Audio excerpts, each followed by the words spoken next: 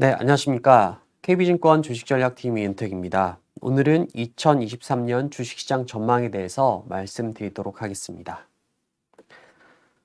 최근 약세장이 거의 1년 넘게 지속이 되고 있습니다. 그렇다면 이 약세장의 끝은 우리가 어떤 지표를 가지고 알 수 있을까요? 이전에 저희 자료를 많이 보신 분들은 아시겠지만 저희들은 이 약세장의 저점은 이 국채금리에 달려있다는 생각을 가지고 있습니다.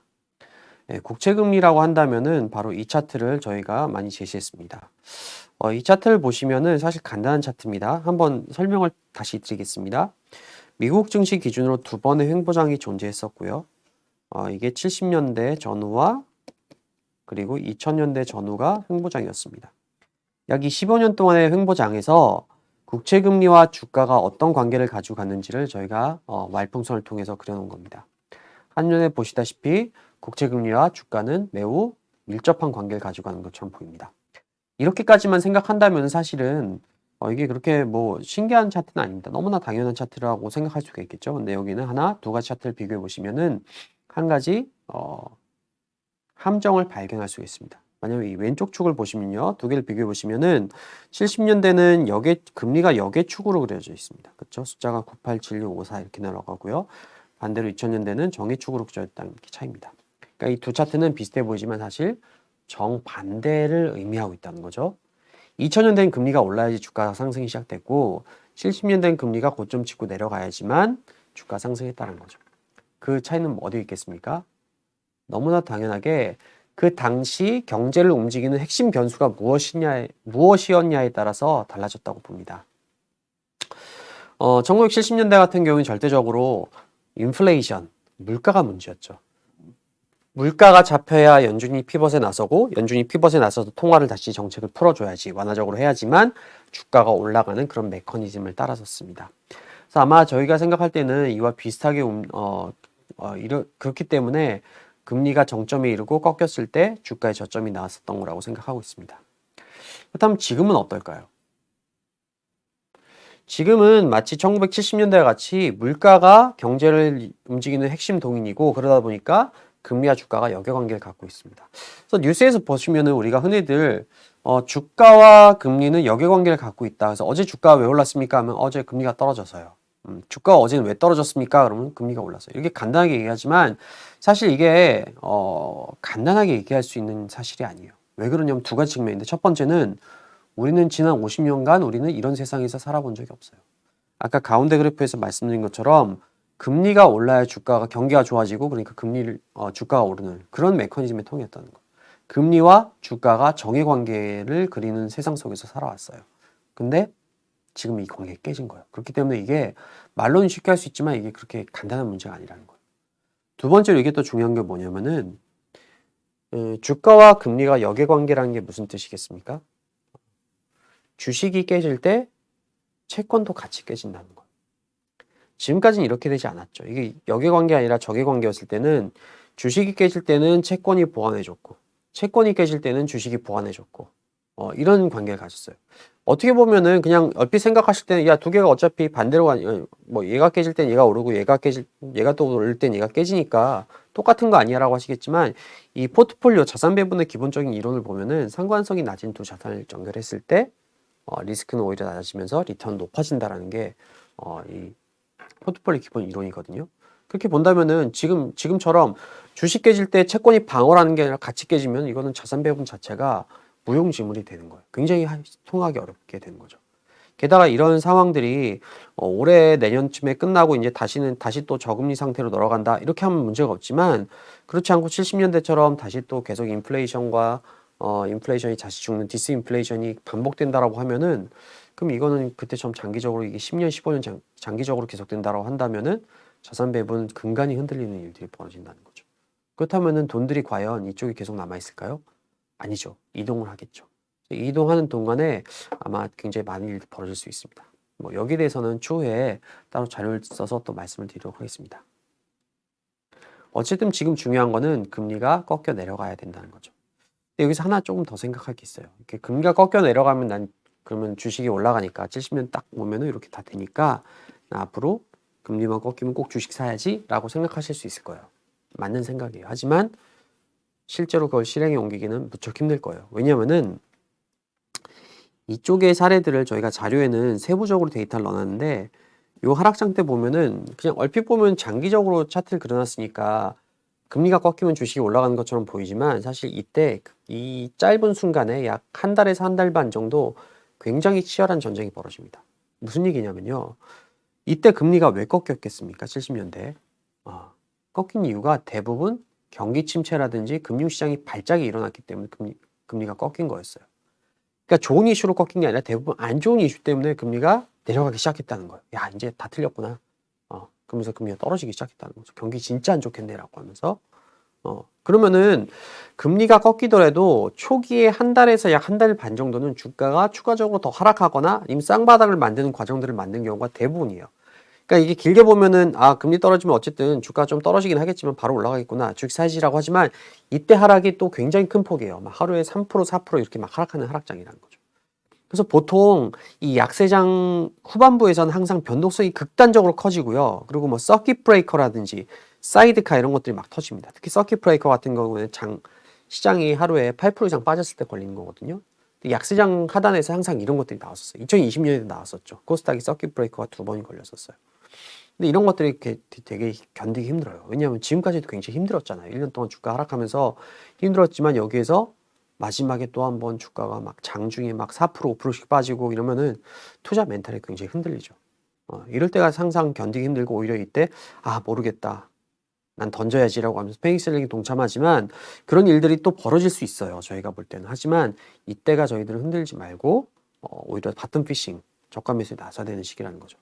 그래서 과거의 70년대를 한번 요약해 보면 70년대 국채금리가 꺾이고 난 뒤에도 약 한 달에서 한 달 반, 퍼센트로는 약 마이너스 2%에서 마이너스 16% 정도 추가로 더 흔들리는 일이 나타난 적들이 많다. 하지만 이런 것들이 다시 피해야 되는, 매도해야 되는, 패닉셀링에 동참해야 되는 게 아니라 이런 것들 잘 견디고 그 다음에 주식을 저가 매수하는 전략들이 유효할 수 있다는 게 70년대 교훈이라고 볼 수 있겠습니다. 그럼 다시 돌아가서 금리가 이제 하락을 해야 되는데 금리가 어떤 케이스로 하락을 할까요? 여러 가지 얘기했지만 일단은 지금은 뭐 경기 침체 우려가 있다라고 금리가 하락하고 그런 시장은 이미 아닙니다. 그렇기 때문에 연준이 피벗에 나서야 됩니다.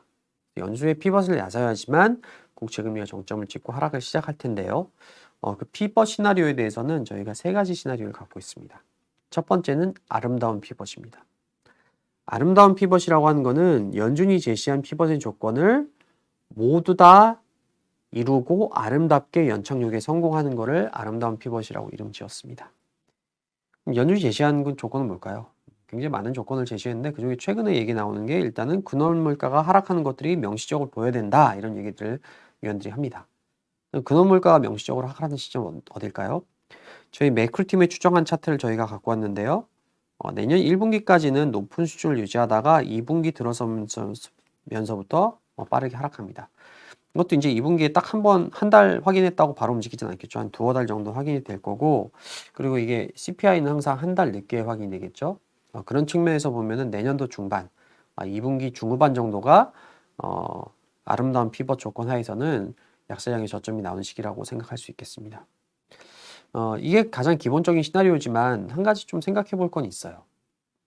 연준의 계획대로 아름다운 연착륙을 할 가능성이 얼마나 될까요? 물론 이게 기본 시나리오지만 확률이 아주 높다라고 보긴 힘들 것 같습니다. 그래서 나머지 두 개의 시나리오에 좀 집중할 필요가 있습니다. 두 번째는 강제적 피벗입니다. 강제적 피벗. 강제적 피벗이라고 하는 거는 연준의 긴축을 견디지 못하고 결국엔 금융시장이 발작이 나타나서 연준이 어쩔 수 없이 강제로 피벗하는 경우죠. 그때 말씀드렸듯이 지금 금융시장은 볼커처럼 해서는 안 되는 시장에 와 있어요. 왜냐면 볼커는 1979년 말에 이제 의장에 올라서 80년부터 긴축을 시작했거든요. 80년 하반기부터. 근데 그때는 사실은 이미 66년부터 시작된 스태그플레이션 때문에 자산 밸류에이션은 다 거품이 빠진 상황이었었어요.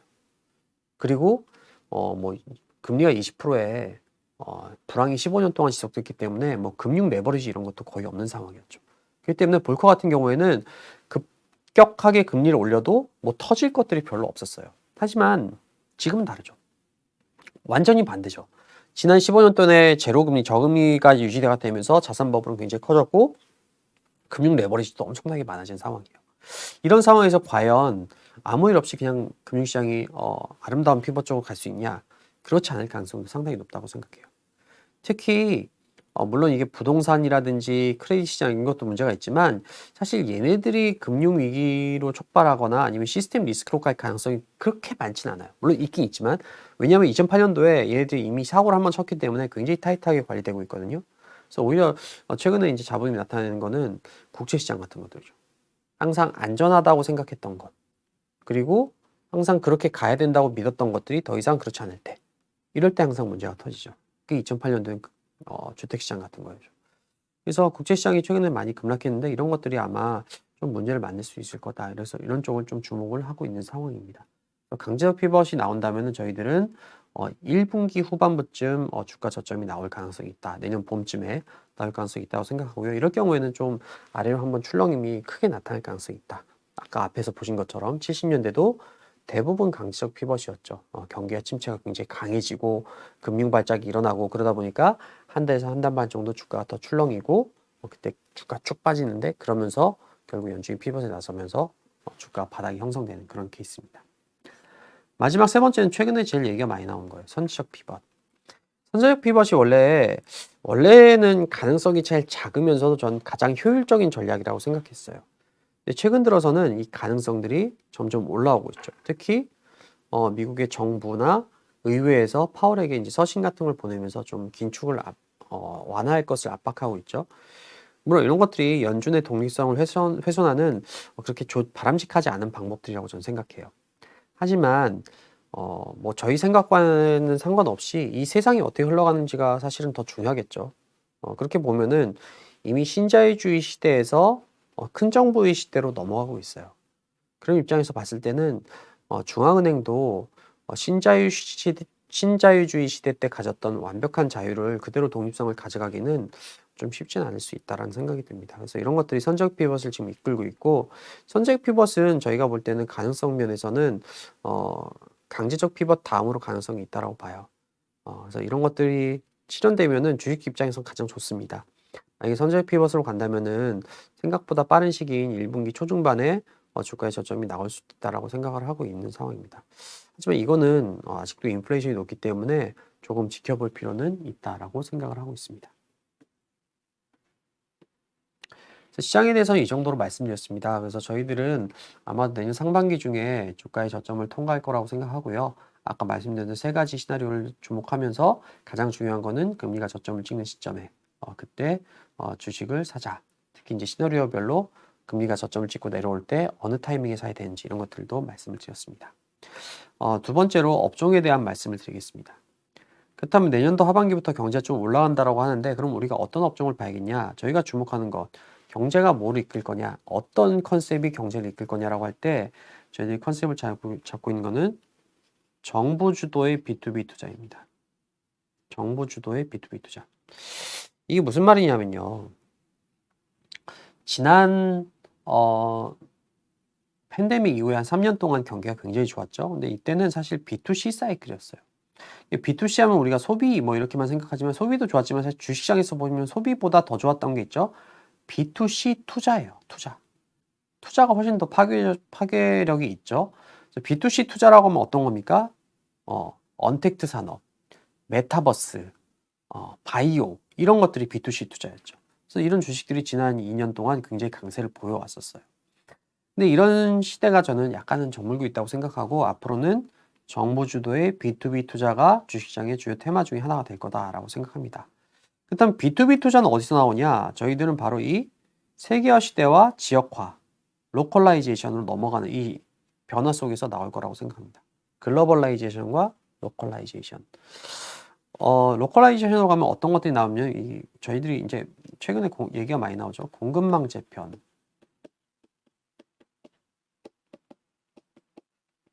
공급망 재편이 지금 미국 주도로 이루어지고 있어요. 미국에 투자한다, 미국 주도로 이루어지고 있는데 여기서 우리 한 가지 더 생각해 볼 게 있어요. 물론 미국이 공급망을 재편하기 때문에 지금 세계화 시대 때는 효율성이 가장 중시됐죠. 그렇기 때문에 거의 생산 시설이 아시아 이머징 쪽에 많이 몰려 있었고요. 그 아시아 이머징에서도 너네들이 특화되어 있는 거는 뭐 제조니까 너희들이 직접 그 자원은 캐지 마. 자원은 호주나 브라질에서 갖고 와. 그게 더 상대 우위가 있어. 뭐 이렇게 해가지고 글로벌 분업화로 되고 있었죠. 그렇기 때문에 비용이 적게 들면서 가장 최적화돼서 생산할 수 있어요. 하지만 앞으로는 그렇게 안 돼요. 왜 그러냐면은 이 생산 시설이 효율성과 상관없이 미국, 유럽 이런 데로 이제 글로벌 공급망이 다시 밸류체인이 형성되기 때문에 효율성 문제와는 상관이 없어요. 그래서 이렇게 투자가 될 거고 이런 와중에 미국이 투자를 하는데 그렇다면은 중요한 거는 그럼 중국은 어떻게 할 거냐는 거죠. 왜냐면 미국이 공급망을 재편하는 이유 중에 하나가 중국을 글로벌 공급망에서 축출해 내겠다라는 거잖아요. 그렇다면 중국은 이제 나는 축출당했으니까 이제 스스로 자멸해야겠다. 방법이 없구나. 이렇게 생각할 리가 없겠죠. 여기서 분명히 투자가 또 나올 거고 그럼 중국도 자기만의 밸류 체인을 만들려고 글로벌 공급망을 재편하려고 할 거예요. 유럽도 마찬가지고. 그렇다면 이게 뭡니까? 옛날에는 한 지역에서 그걸 담당했잖아요. 딱 역할을. 근데 그게 글로벌 분업화가 아니라 이렇게 퍼지면은 당연히 비효율로 가면서도 중복 투자가 이루어져요. 중복 투자. 과잉 투자죠. 쉽게 말하면. 이 과잉 투자는 분명히 나중에 후폭풍으로 나타날 거예요. 하지만 이 후폭풍이 나타나는 거는 공급망이 다 완성된 그 다음 얘기이기 때문에 최소 4에서 5년 이후의 얘기예요. 4에서 5년 이후가 아니라 우리는 중요한 거는 내년 어떻게 될 거냐라는 거죠. 일단 중복 투자가 이루어지면 그만큼 투자 수요가 폭발적으로 나타날 수밖에 없고요. 그런 것들이 아마 저희들은 정부 주도의 B2B 투자가 이끌 것이다 라고 생각을 하고 있습니다. 근데 여기서 하나 좀 의문을 하나 더 제시할 수 있어요. B2B 투자가 이루어질 건데 정부가 아까 말씀드린 채권을 많이 발행해가지고 여력이 있냐라는 건데요. 앞으로 이건 두 가지로 이루어질 거예요. 첫 번째는 부채를 줄이는 쪽으로 할 거예요. 부채 어떻게 줄이겠습니까? 두 가지가 있죠. 하나는 증세로 갈 거예요. 물론 지금도 세금이 많지만 그냥 역사상으로 봤을 때는 이 신자유주의 때문에 지금이 역사적으로 세율이 가장 낮은 시기에 우리가 살고 있어요. 물론 실효세율은 뭐 옛날보다 훨씬 높지만 어쨌든 그런 상황이 있고 그래서 아마 증세로 하나 정부를 좀 할 거고 세수를 만들어낼 거고 인플레이션으로 또 하나 정부의 부채를 줄이는 역할들을 할 겁니다. 그럼에도 불구하고 이제 정부가 투자가 하는데 좀 여력이 한도가 있죠. 그래서 저희들은 정부가 이럴 때 어떻게 써지냐 과거에 보시면은 항상 정부가 직접적으로 자원의 재배분을 어떻게 할지 재배치를 어떻게 할지를 다 정해줬습니다.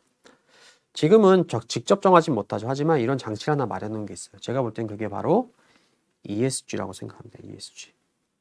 ESG는 정부의 자원 재배치다. 뭐 ESG가 굉장히 뭐 선량하고 아름답고 우리 후손들을 위해서 그런 의미도 있지만 그거보다는 결국에 정부가 우리가 돈이 어디로 흘러갔으면 좋겠다라는 목표를 정해주는 거라는 거죠. 환경, 사회 이런 것들 위하는 쪽으로 투자가 들어가야지 정부한테 더 좋은 쪽이고 그런 쪽으로 투자가 갈 수 있게끔 만들어 놓은 장치가 ESG다. 그래서 이쪽에 투자하면 우리가 너희들한테 포인트를 더 줄 거야. 혜택을 더 줄 거야. 반대로 ESG에 반환한 투자를 하는 애들은 너희들은 페널티를 주겠어. ESG를 투자하면 너희들 더 낮은 금리로 더 싼 비용을 할 수 있게끔 만들 거야. 이런 식으로 간다는 거죠.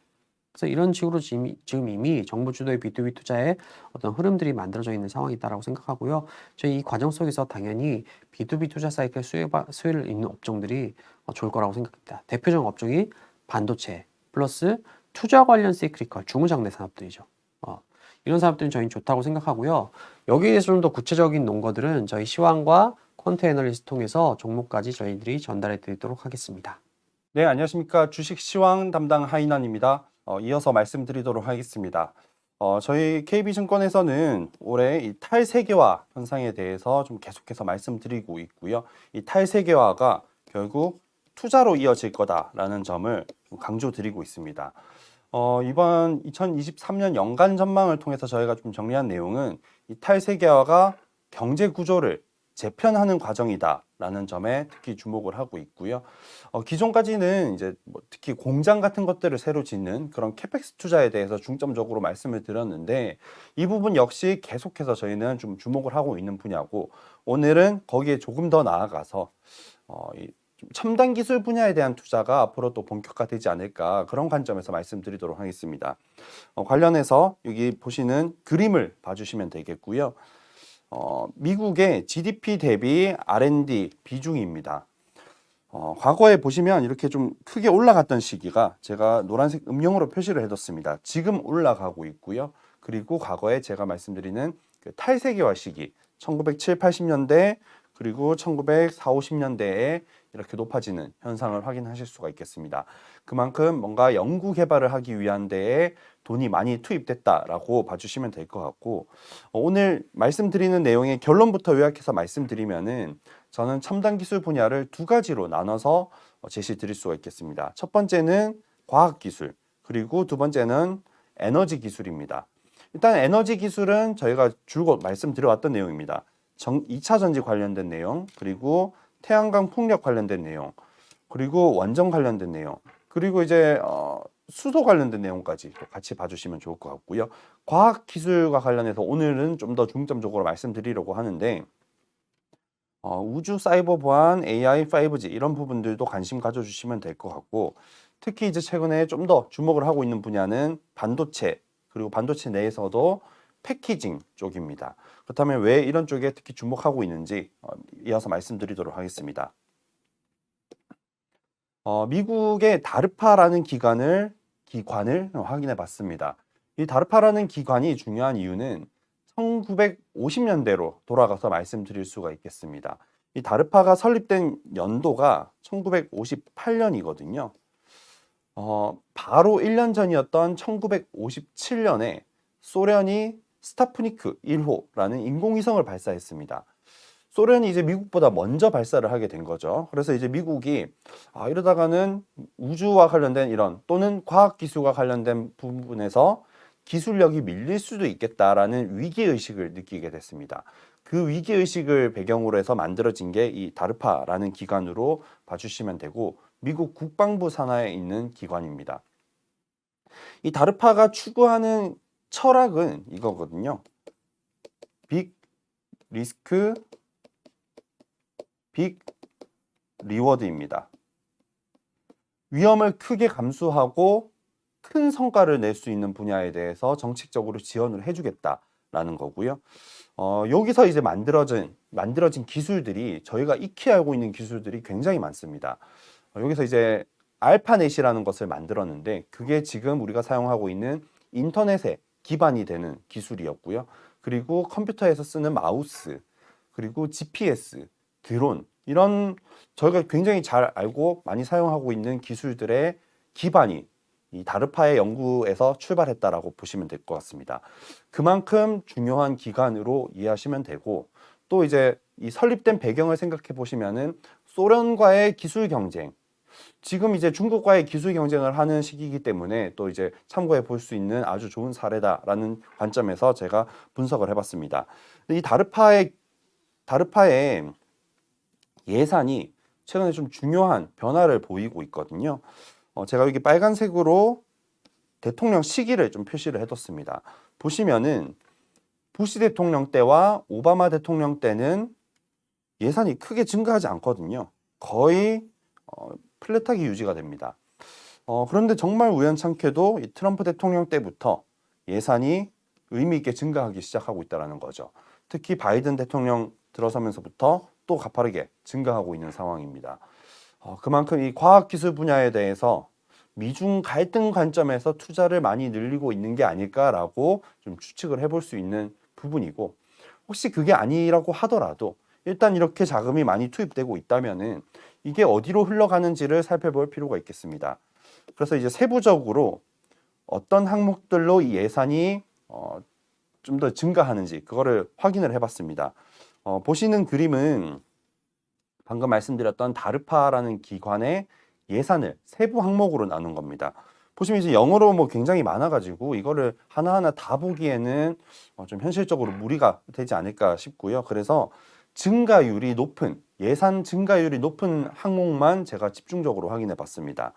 여기 노란색으로 동그라미 표시한 게 2022 회계연도 대비 2023 회계연도 예산 증가율입니다. 이제 이 노란색이 높게 있을수록 예산이 많이 증가했다라는 거겠죠. 그래서 이제 보시면 크게 3개 정도가 예산이 많이 증가한 거를 확인하실 수가 있고요. 이거를 제가 빨간색이랑 초록색 두 가지로 구분해서 표시를 했는데, 초록색으로 표시한 거는 우주항공과 관련된 내용입니다. 그리고 이 빨간색으로 표시한 2개 항목이 공통적으로 가리키는 분야가 있더라고요. 바로 이 3D HI라고 3D 헤테로지니어스 인터그레이션, 3D 이종 집적화라는 기술입니다. 이게 바로 반도체 패키징과 관련된 기술이다라는 점을 참고해 보시면 될 것 같습니다. 2022 회계연도까지만 하더라도 예산이 전혀 없다가 2023 회계연도 때 예산이 신규 편성되면서 이렇게 전반적으로 예산이 많이 올라가는 데에 영향을 미쳤다라고 보시면 되고, 그래서 일단 자금이 여기로 투입된다라는 점, 그리고 왜 패키징일까? 이거는 이제 반도체에 대해서 아마 이제 공부를 해보시면 잘 이해하실 수가 있겠습니다. 뉴스를 찾아보셔도 금방 찾아볼 수 있는 내용인데, 전공정 쪽에서의 고도화가 더 이상 이제 한계에 직면하고 있는 상황인 거죠. 그래서 이 반도체를 좀 더 고도화하는 관점에서 이제 후공정 쪽이 주목을 받고 있고, 그 대상이 바로 이 패키징 쪽입니다. 그래서 미국이 이렇게 좀 패키징 쪽에 관심을 보이고 있는 상황이고, 그리고 저희 KB증권에서 최근에 또 자료를 계속 내고 있는데, 국내에서도 이런 패키징 쪽에 대해서 관심을 많이 보이면서 정책적으로 지원을 해주려고 하고 있는 그런 상황이다라는 점을 참고해 보시면 되겠습니다. 그리고 이제 미국이 이렇게 기술 우위를 바탕으로 해서 공급망을 또 재편을 하려고 하고 있는 상황에서 기존에 미국이 만들어놨던 질서에서 배제될 리스크에 있는 그런 국가들은 어떤 대응을 할 것인가도 고민을 해볼 필요가 있겠습니다. 그런 관점에서 중국과 사우디 두 개 국가에 대해서 살펴봤고요. 중국과 사우디는 2000년대랑 좀 대비되는 모습을 보입니다. 2000년대에는 이렇게 경상수지 흑자가 굉장히 많이 났었고, 그 자금들이 미국 국채를 사는데 대규모로 투자가 됐습니다. 오른쪽 차트는 중국과 사우디의 미국 국채 보유 규모거든요. 2000년대에는 굉장히 많이 높아지는 것을 확인하실 수가 있겠습니다. 그런데 이제 지금은 떨어지고 있죠. 이 차트가. 미국 국채 투자하지 않고 있고, 그리고 오히려 팔고 있다는 것을 의미합니다. 그러면 이제 이런 자금들이 어디로 흘러갈 것인가, 그 부분을 좀 고민을 해볼 필요가 있을 것 같고요. 일단 사우디를 보신다면은 최근에 이제 사우디에 대한 얘기가 많습니다. 뭐 네옴시티 프로젝트를 중심으로 해서 얘기가 많은데, 네옴시티 프로젝트는 사우디가 지금 투자하고 있는 거에 일부일 뿐이다라는 생각을 저는 갖고 있고요. 그래서 뭐 네옴시티 수혜주 이런 거에서 오히려 더 나아가서 더 넓은 측면으로 이해해 주시면 될 것 같습니다. 저희는 관련해서 뭐 원전이나 수소 이런 부분들에 주목을 하고 있고요. 왼쪽 차트를 봐주시면은 사우디의 금융 수지 계정입니다. 이제 자본 수지 계정 내에 금융 수지 계정이라는 게 있거든요. 이제 돈이 어디로 투자되고 있는지를 확인해 볼 수가 있는 거죠. 2000년대, 2010년대 초반까지만 하더라도 여기 노란색으로 표시한 보유고 자산, 즉 외환 보유고를 쌓는데 대부분의 자금이 투입이 됩니다. 그런데 이제 좀 달라지고 있죠. 특히 2020년부터는 보시면 빨간색 막대 그래프가 높아지는 현상을 확인하실 수가 있겠습니다. 빨간색 막대 그래프는 이 포트폴리오 투자라고 해서 주식이나 채권에 대한 투자입니다. 그거는 이제 오른쪽 차트에서 좀 더 자세하게 확인해 볼 수가 있겠는데, 이 오른쪽 차트도 보시면은 채권, 이제 노란색으로 표시한 채권 쪽은 과거에는 투자가 꽤 많이 되다가 지금은 거의 주식 중심으로 해서 자금이 늘어나고 있는 걸 확인하실 수가 있겠습니다. 그만큼 이 사우디가 이 주식이 주로 투자되는 분야가 뉴테크 쪽이거든요. 그래서 이런 뭐 친환경이든 이런 뉴테크 쪽에 대규모 자금을 투입하고 있다라는 점을 인지해 주시면 좋을 것 같습니다. 그래서 네옴시티 프로젝트가 이 사우디의 전부는 아니고 일부일 뿐이다라는 관점을 생각해 주시면 좋을 것 같고, 그래서 네옴시티 관련 수혜주뿐만 아니라 더 넓혀서 뭐 수소나 원전 이런 부분까지 투자 아이디어로 생각해 주시면 될 것 같습니다. 그리고 오늘은 제가 중국 관련된 내용은 넣지는 않았거든요. 저희 월간 전략 라이브 말씀드리면서 계속 좀 말씀드렸던 부분이어서 오늘은 좀 생략했는데, 짧게 요약해서 말씀드리면 동수서산이라는 프로젝트에 주목하고 있습니다. 두 가지만 기억해 주시면 될 것 같고요. 첫 번째는 서쪽에다가 뭘 짓겠다라는 거죠. 중국의 경제 기반이 동쪽에 치우쳐 있다 보니까 서쪽에 뭘 지어서 지역 불균형을 완화하겠다라는 계획입니다. 그리고 두 번째는 서쪽에 뭘 짓느냐라고 보면 데이터 센터를 짓겠다라는 겁니다. 즉 데이터 센터를 지어서 산업을 고도화하겠다라고 이해해 주시면 될 것 같고요. 그래서 이제 데이터 센터를 중심으로 해서 투자 아이디어를 생각해 보실 수가 있겠는데, 데이터 센터를 지으려면 반도체가 필요하겠죠.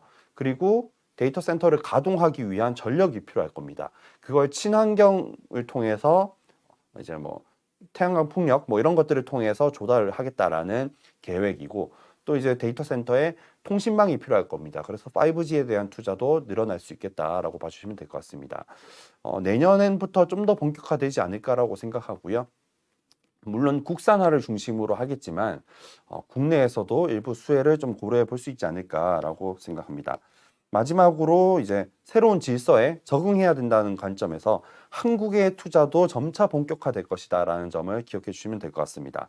뭐 이미 좀 미국에 투자하거나 이런 기업들의 투자가 잇따르고 있는데 더욱 본격화될 가능성이 주목하고 있고요.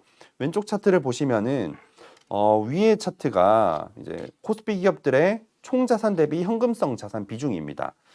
외환위기 이후로 봤을 때 지금 거의 고점 수준까지 올라와 있는 상황인 거죠. 현금이 많이 축적돼 있다라는 거고, 과거에 이 정도 현금이 축적됐을 때는 캐펙스 투자가 확대됐다라는 점을 참고해 보시면 될 것 같습니다. 그래서 최근에도 이렇게 캐펙스 투자가 확대되고 있는 점을 주목하시면서 저희는 계속해서 투자에서 나올 수 있는 수혜주에서 기회를 찾자라는 아이디어를 말씀드리고 있습니다. 요약해서 말씀드리면 과학기술 그리고 에너지기술 이쪽에서 투자 아이디어를 생각해 보시면 좋을 것 같습니다. 이어서 저희 퀀트 애널리스트가 뭐 종목이나 이런 부분들에 대해서 조금 더 자세하게 말씀드리도록 하겠습니다. 네, 안녕하세요. KB증권에서 퀀트 담당하고 있는 김민규입니다. 2023년도 전망 계속 이어서 이야기 드리도록 하겠고요. 저는 이제 실적 중심으로 조금 이야기를 풀어나가 보고자 합니다. 보통 실적을 이야기할 때 가장 많이 이야기하는 부분이 성장성과 수익성 그 두 가지를 가장 많이 이야기하는데, 성장에 대한 부분을 다 연결이 되어 있죠. 말씀드리면은 내년도는 감익일 것 같습니다. 즉 올해보다 실적이 안 좋아질 것 같다라는 이제 생각을 갖고 있는데요. 사실 감익이기는 하지만 과거의 경기 침체와 비교했을 때 그렇게 큰 감익은 없을 것 같습니다. 왜냐하면 지금의 경기 침체가 과거의 경기 침체와 다른 점을 하나 꼽으라라고 하면은 인플레이션이죠. 물가가 많이 올랐다라는 점인데, 이 물가가 올랐기 때문에 기업들의 판매 가격, 매출액도 올라서 과거의 침체보다는 감익의 폭이 적을 것으로 예상을 하고 있습니다. 저희는 마이너스 10% 전후를 바라보고 있는데요. 뭐 과거다라고 하면은 IMF 때는 뭐 마이너스 40% 넘게 감익이 있었고, 또 가까운 2019년에 반도체 경기가 안 좋았을 때 마이너스 30% 전후의 감익이 있었으니까 그때보다는 조금 적은 폭이다라고 봐주시면 될 것 같고요. 저희가 이 수치를 전망하는 근거는 수익성, 이익률을 갖고 예상을 해본 겁니다. 지금이 인플레이션 때문에 좀 특수한 환경이라서 성장성을 예상하기 굉장히 어려운 그런 시기인데요. 그렇기 때문에 이익률, 즉 명목 지표 영향을 받지 않는 이익률로 성장성을 역산한 그런 수치가 이제 마이너스 10%입니다. 저희가 이익률을 전망을 말씀드리면은 올해와 내년도가 컨센서스 시장이 전망치로 봤을 때는 둘 다 7% 전후를 예상을 하고 있는데요. 올해 같은 경우에는 6% 후반, 내년 같은 경우에는 5% 후반까지는 이익률이 내려가야 이 과거 사이클에 비추어 봤을 때 적절한 수치가 아닐까라고 저희는 추정을 하고 있습니다. 그래서 그 정도 수치까지 만약에 내려간다라고 하면은 여기 테이블에 보시는 것처럼 대략 마이너스 10% 전후의 이익 성장률을 예상을 해볼 수가 있는 그런 상황이고요. 다만 실적이 올해보다 내년이 안 좋다라고 해서 내년도 주식시장이 내내 하락할 것이냐라고 보긴 힘듭니다. 90년 이후 32년의 역사 동안 감익이 있었던 경험은 총 11번이 있었는데요. 11번 중에 7번은 시장이 올랐고 4번은 시장이 빠졌습니다. 뭐 비율로 따져보면 오히려 오른 경험이 더 많았던 거죠. 그럼 그 오를 수 있는 조건이 어떤 것이었냐를 살펴보면은 사실 지금 당장 감익이 아니고 지금이 실적의 바닥이기 때문에 앞으로는 실적이 좋아질 수 있을 거다라는 기대감이 있으면은 감익이라도 오를 수가 있고, 그런 기대감이 없으면은 감익이 나중에 주가는 계속 하락을 하게 될 텐데요. 저희 KB증권에서는 내년도 하반기부터 투자 재개나 이런 부분들로 인해서 경기에 대한 회복 기대감은 속도는 느리지만 가져볼 수 있겠다라고 판단하고 있고 그것이 반영되는 기업 실적도 마찬가지로 하반기 들어서면서부터 조금씩 회복에 대한 기대가 생기지 않을까라고 판단을 하고 있습니다. 그 말은 실적에 선행하는 주가는 뭐 상반기부터 올라갈 수 있다라고 보고 있는 것인데요. 이 주가가 실적에 선행하는 그런 현상 때문에 우리가 어떤 업종 또는 어떤 종목을 고를까에 대한 접근도 해볼 수가 있습니다. 이 왼쪽의 그림을 한번 참고해 보시면은 위에가 실적, 중간이 주가, 아래가 실적 대비 주가를 표현한 PER 밸류에이션인데요. 이 주가가 여기 보시는 것처럼 실적에 한 템포씩 선행해서 나오는 그런 시차로 인해서 저점의 타이밍은 PE가 가장 먼저 나오게 됩니다. 그 다음에 주가, 마지막 실적 이런 순서로 나오고요. 그리고 반대로 고점도 PE, 주가, 실적 이 순서로 고점이 형성이 되게 됩니다. 이 이유는 실적이 내려가는 와중에 주가가 바닥을 치기 전에 실적 하향 속도가 빨라지면서 PE는 먼저 이제 바닥을 형성하게 되는 그런 것인데요. 이 관점에서 봤을 때 우리가 매수 시점을 잡아볼 수가 있습니다. 즉 실적이 안 좋아지는 와중에 주가는 굉장히 많이 하락해 있고 그 와중에 PE가 올라가는 그런 시기를 주식의 매수 신호로 잡아볼 수가 있는데요. 사실 이렇게 잡아볼 수 있는 것은 이상적으로 실적과 주가가 이제 주가가 먼저 선반영을 하고 그것에 대해서 PE가 먼저 반응을 해주는 그런 이제 사이클이 있는 산업에만 적용을 해볼 수가 있는 이야기입니다. 반대로 이런 그림이 적용이 안 되는 업종들 같은 경우에는 PE 밸류에이션이 아니고 PBR 밸류에이션을 통해서 이제 바닥에서 잡는 뭐 그런 이제 전략을 취해볼 수가 있을 텐데요. 근데 실적이 주가보다 후행하는, 즉 주가가 먼저 선행하는 그런 현상으로 인해서 PE가 튀는 그런 시점을 매수 타이밍으로 잡았을 때 성공 확률이 가장 높았었던 업종이 우리나라 대표 산업인 반도체입니다. 이 반도체 같은 경우에는 최근에 이제 실적 전망이 굉장히 많이 하향 조정이 되면서 밸류에이션이 올라가고 있는 그런 상황이라서 기술적으로만 봤을 때는 이런 매수 신호에 대한 조건이 지금 갖춰진 그런 상황으로 볼 수가 있을 것 같아요. 다만 이제 펀더멘탈하게 봤을 때는 뭐 매출액 대비 재고 자산이라든가 이런 부분들이 좀 해결해야 될 문제들이 있어서 이 본격적인 상승 시점으로는 저희는 이제 연초 이후를 보고 있지만 어쨌든 기술적으로 봤을 때 주가가 실적에 선행하면서 PE가 올라갈 수 있는 그런 조건은 일단 반도체에 갖춰진 그런 상황인 것 같고요. 또 예를 들어서 말씀을 드려보면은 뭐 2차 전지나 자동차나 음식료 같은 경우도 이런 식으로 이제 접근할 수 있는 대표적인 업종에 해당이 됩니다. 다만 이제 반도체에 비해서 2차 전지나 자동차나 음식료 이런 업종들은 이미 올해 이런 신호가 나오고 매수 시점은 지나간 그런 상황이라고 보시면 될 것 같고요. 다만 그 중에서 2차 전지 같은 경우에는 내년도 하반기까지 실적에 대한 기대감이 살아있는 업종으로 꼽을 수가 있기 때문에 저희는 상승 탄력은 조금 더 남아있지 않을까 이렇게 판단을 반도체와 더불어서 하고 있고요. 뭐 어쨌든 이제 내년이 갈수록 이 반도체의 시간이 다가오고 있다라고 하면은 이 뭐 반도체 다음이 될까도 물론 중요하겠지만 그것보다 이제 지금 당장 입장에서 더 중요한 거는 반도체가 주도주가 됐을 때 어떤 업종들을 같이 담아가야 될까를 좀 고민을 해볼 필요가 있을 것 같습니다. 뭐 반도체 하나만 갖고 이제 시장 대응을 할 수는 없기 때문에 다른 것들을 어떤 조합을 가져가야 시장을 이길 확률이 높을까를 한번 고민을 해볼 필요가 있고 그렇게 보면은 먼저 보아야 할 것이 과거에 반도체가 주도주가 됐을 때 어떤 업종들이 반도체와 함께 동반 강세를 보였었는가 이런 부분들을 한번 볼 필요가 있을 것 같고요. 이 그림을 한번 참고해 보시면 결론적으로 보면 IT랑 경기민감, 경기민감에는 이제 소재, 뭐 산업재 이런 것들이 들어가고요.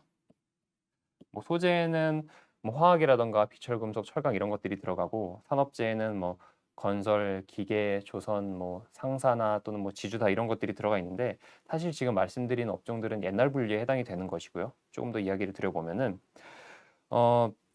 이런 소재나 산업재 플러스 IT 업종이 과거에 이 그림에 표현해드린 것처럼 반도체가 강세를 보일 때 동반 강세를 보인 그런 경험이 굉장히 많았습니다.